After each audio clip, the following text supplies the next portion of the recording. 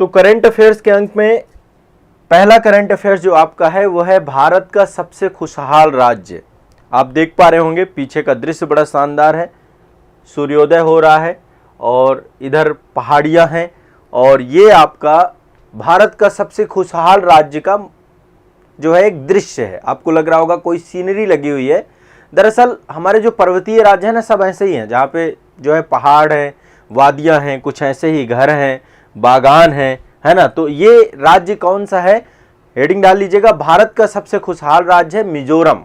ठीक है, अप्रैल 2023 में इसकी घोषणा हुई थी और इसको घोषित किसने किया था, गुरुग्राम प्रबंधन विकास संस्थान। इसके जो है प्रोफेसर हैं राजेश पिलानिया जी, उनके द्वारा एक अध्ययन किया गया, एक रिसर्च की गई और 6 मापदंड बनाए गए। उन 6 मापदंडों के आधार पर ही इन्होंने क्या किया, यहाँ पे भारत का सबसे खुशहाल राज्य हैप्पीनेस इंडेक्स में नंबर 1 बताया।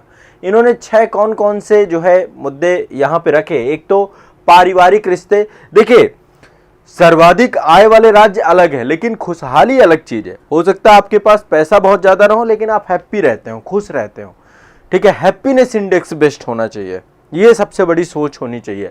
तो पारिवारिक रिश्ते, ठीक है, पहला। दूसरा, मानसिक और शारीरिक स्वास्थ्य अच्छा होना चाहिए। धर्म, परोपकार, काम और सामाजिक मुद्दे और कोविड-19 का प्रभाव। ये टोटल 6 मानकों के आधार पर जो है भारत का सबसे खुशहाल राज्य का अध्ययन किया राजेश जो है पिलानिया जी, राजेश के पिलानिया जी के द्वारा ये अध्ययन किया गया। गुरुग्राम प्रबंधन विकास संस्थान, गुरुग्राम प्रबंधन विकास संस्थान के द्वारा जो है मिजोरम को जो है नंबर 1 स्टेट दिया गया हैप्पीनेस इंडेक्स में। ठीक है, हैप्पीनेस इंडेक्स राज्य का भारत का सबसे खुशहाल राज्य घोषित किया गया। तो लिख लीजिए इसको, मिजोरम को। अब इसी के साथ ही हम थोड़ा सा वर्ल्ड हैप्पीनेस रिपोर्ट भी आपकी 2023 की आई है।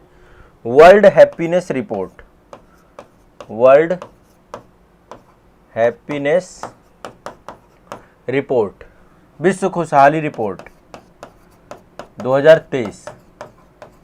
अब ये रिपोर्ट आपकी मार्च में आई थी, मार्च 2023 में आई थी। सबसे खुशहाल देश कौन है, फिनलैंड। विश्व का सबसे खुशहाल देश कौन है, फिनलैंड। ठीक है, आप फिनलैंड जानते हैं, रूस के जस्ट बगल में है। ठीक है, और इसको जो है जारी करता है संयुक्त राष्ट्र सतत विकास नेटवर्क। तो सबसे ज्यादा फिनलैंड, फिर इसके बाद डेनमार्क का नंबर आता है, फिर आइसलैंड आता है। यही जो आपकी कंट्रीज हैं, ठीक है, नॉर्डिक कंट्रीज, या तो यही कंट्री आपके रहते हैं हमेशा, फिनलैंड, डेनमार्क, आइसलैंड आपका। ठीक है, और यदि आप भारत की बात करें तो भारत का स्थान 126वां है विश्व खुशहाली रिपोर्ट में।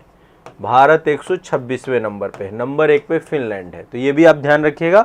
विश्व खुशहाली वर्ल्ड हैप्पीनेस रिपोर्ट 2023 के हिसाब से फिनलैंड नंबर 1, भारत 126वें नंबर पर है। ठीक है, ये आपको ध्यान रखना। और सबसे ज्यादा बुरी स्थिति अफगानिस्तान की है, 137वें नंबर पे अफगानिस्तान है आपका। ठीक है, इसके लिए भी टोटल जो है मानदंड जो बनाए गए थे, एक तो इनकम, आय कितनी है, स्वास्थ्य कैसा है, स्वतंत्रता कैसी है, उदारता कैसी है, भ्रष्टाचार है कि नहीं है, सामाजिक समर्थन कैसा है, सोशल सपोर्ट कैसा है, ये सारे मानकों के आधार पे ये विश्व के भी रिपोर्ट आपकी बनाई गई है। ठीक है, चलिए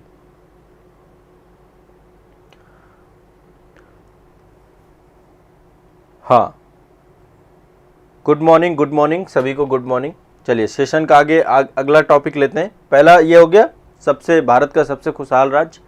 दूसरा टॉपिक है प्रधानमंत्री नरेंद्र मोदी जी के द्वारा केरल में बहुत सारी योजनाएं। केरल में तिरुवनंतपुरम, जो आपका केरल की राजधानी है, तिरुवनंतपुरम, त्रिवेंद्रम, तो केरल के तिरुवनंतपुरम में बहुत सारी डेवलपमेंट योजनाएं, विकास योजनाओं का उद्घाटन किया गया, उनका शिलान्यास किया गया है। प्रधानमंत्री नरेंद्र मोदी जी के द्वारा लगभग 3200 करोड़ रुपए से अधिक बहुत सारी विकास योजनाओं का उद्घाटन किया गया।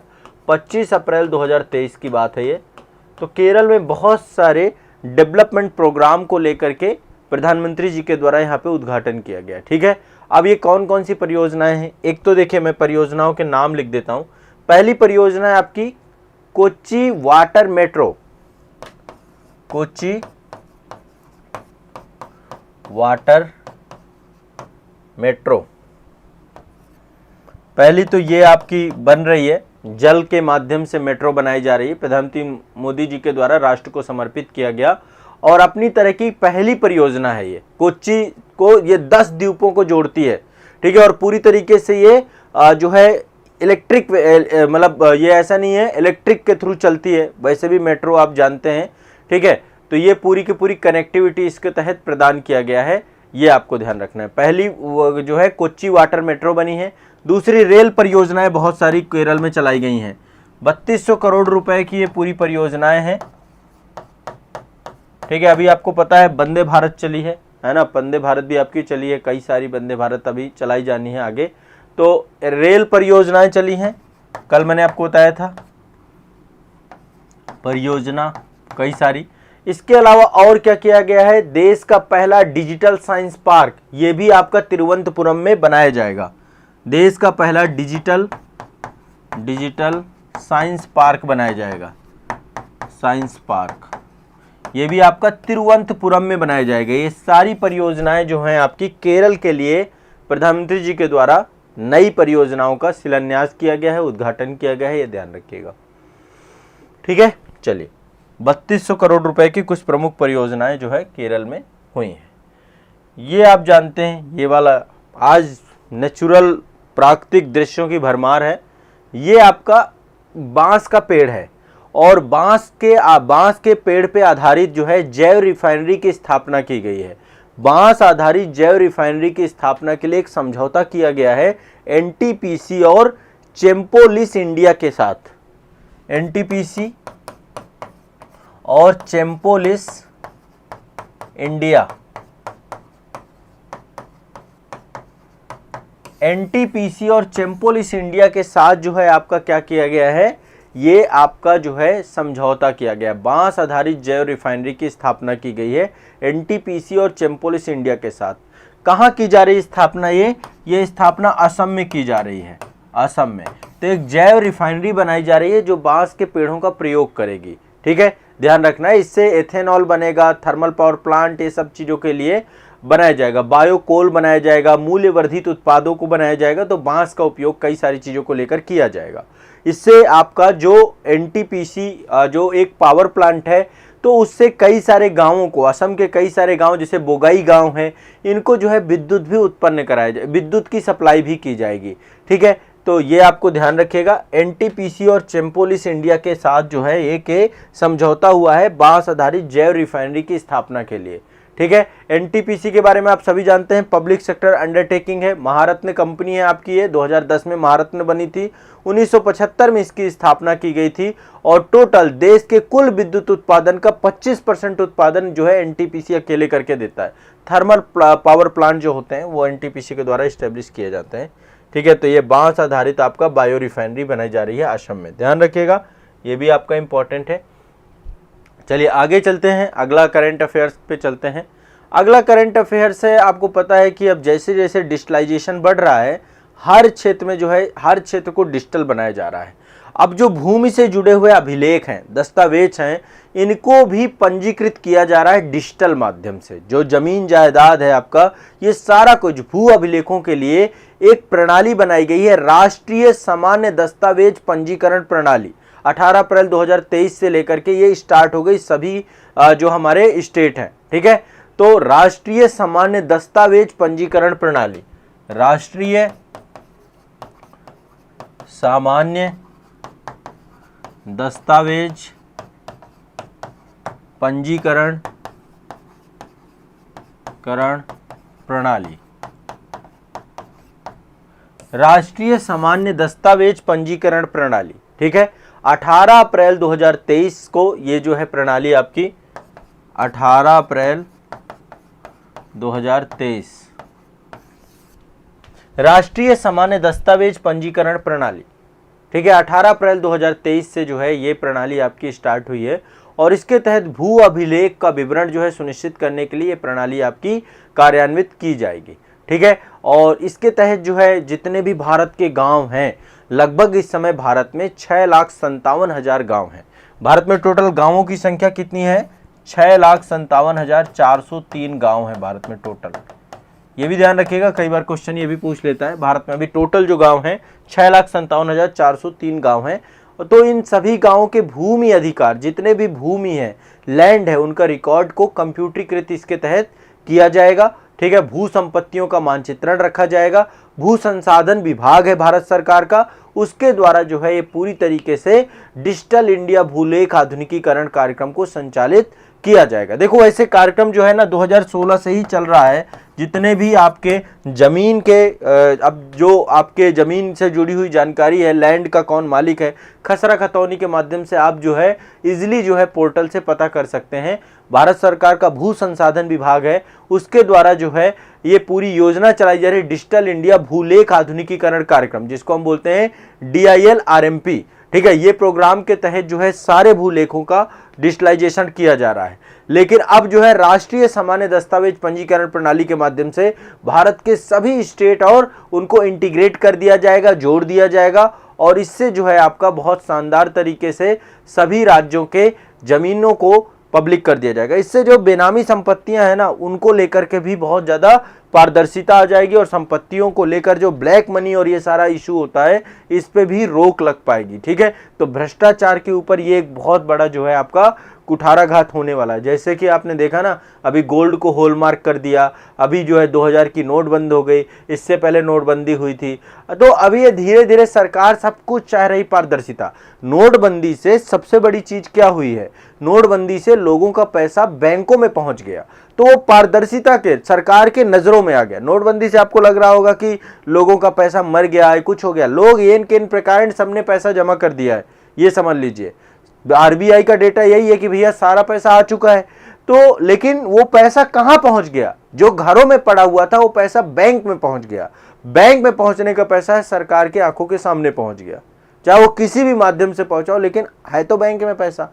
ठीक है, और जिस तरीके से आप देख रहे हैं बड़े स्तर पे बैंकिंग सेक्टर को एक बड़ी चुनौती का सामना भी करना पड़ा। तो ओवरऑल मतलब आप देखिए कि यही स्थिति अब जो है भूलेख में होगी। जो जमीनें हैं लोगों ने जो है अपने नाम, रिश्तेदारों के नाम, बेनामी संपत्तियां, एक आम आदमी की बात नहीं है, जो पैसे वाले लोग हैं या जो बहुत सारे करप्ट पर्सन हैं, चाहे वो राजनेता हो, चाहे वो बड़े बड़े जो उद्योगपति, सब बेनामी संपत्तियां लेन देन करते हैं, उनके पे भी इसमें रोक टोक आने वाले समय पे लग पाएगी। ठीक है, चलिए आगे चलते हैं। ये MP का रीवा वाला क्षेत्र है। प्रधानमंत्री जी द्वारा रीवा में भी बहुत सारी परियोजनाओं का लोकार्पण किया गया है।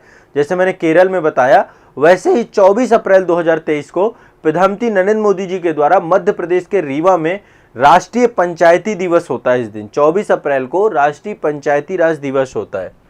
24 अप्रैल को राष्ट्रीय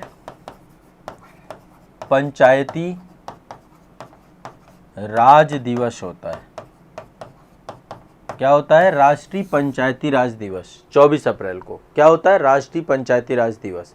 तो इसको संबोधित किया और लगभग 17,000 करोड़ रुपए की परियोजनाओं का लोकार्पण किया। कितने का, 17,000 करोड़ रुपए की परियोजनाओं का लोकार्पण किया। कितने का, 17,000 करोड़ रुपए की योजनाओं का, ठीक है, शिलान्यास किया। ठीक है, तो अब इसमें प्रधानमंत्री जी ने कई सारी परियोजनाओं हैं, और उसमें पंचायत स्तर पे कई सारी, जैसे ग्राम स्वराज, GM पोर्टल, ठीक है, प्रधानमंत्री जी के द्वारा कई सारे लाभार्थियों को जो है संपत्ति स्वामित्व कार्ड सौंपा गया। जल जीवन मिशन के तहत काम किया गया।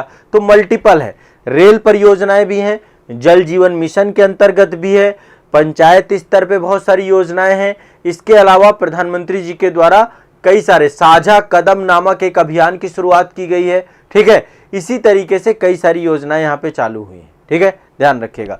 तो रीवा में भी ये क्वेश्चन देखो कई बार पूछ लेता है, स्थान का नाम ही डाल देता है, तो ध्यान रखना है। जैसे त्रिवंतपुरम में बताया, वैसे ही मध्य प्रदेश के रीवा में। तो एक आपका ये ध्यान रखना है, MP के रीवा में कई सारी सेंट्रल गवर्नमेंट की योजनाएं अभी आई हैं।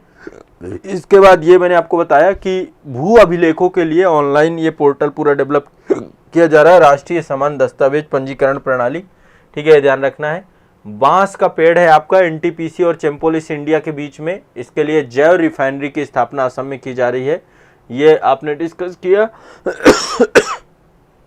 ये केरल में कई सारे केरल के तिरुवनंतपुरम में कई सारी योजनाएं आपकी। और ये आपका वर्ल्ड हैप्पीनेस रिपोर्ट 2023 मैंने बताया, नंबर 1 फिनलैंड, फिर भारत, और मिजोरम जो है भारत का सबसे खुशहाल इस राज्यों में से नंबर 1 स्थान पे है। तो आज के करंट अफेयर्स में ये महत्वपूर्ण टॉपिक हैं। देखिए मोहम्मद हुसैन जी कह रहे हैं सर किसी भी एग्ज़ाम के लिए कितने दिन का करंट अफेयर्स पढ़ना चाहिए। देखिए कम से कम मेरा कहना है मिनिमम 1.5 साल, यदि पॉसिबल हो सके तो 2 साल।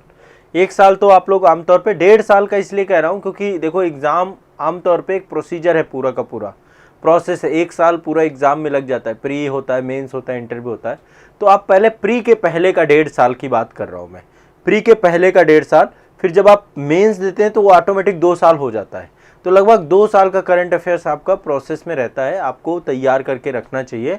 तो मैं भी वही प्रयास कर रहा हूँ, 1.5 से 2 साल का करंट अफेयर्स कर रहा हूँ। यदि आप में से जितने भी बच्चे हैं जो चक्रव्यूह सीरीज की श्रेष्ठ पिछली वाली श्रृंखला है जिसमें 75 सेशंस हुए, वो पूरे कर लीजिए। जो भी 2023 के एग्जाम होंगे पूरे कवर हो जाएंगे और ये 7वीं श्रृंखला आप लोगों के लिए रामबाण साबित होगी। तो इसलिए आप लोग पूरे के पूरे सेशंस करके करंट अफेयर्स की दुविधा से अपने आप को मुक्त कर लीजिए। करंट अफेयर्स में मैं गारंटी देता हूं कि जो भी बच्चा सेशंस कर रहा है, रेगुलर कर रहा है, एग्जाम हॉल पे देखना, ये नोट्स आपके लिए रामबाण है। जो नोट्स आप बनाते जा रहे हो ना, ये एग्जाम वाले दिन आपको इनका महत्व पता चलेगा। जो करंट में पढ़ा रहा हूं वही आ रहा है, इसलिए बिल्कुल भी घबराना नहीं आपको, ठीक है ना। चलिए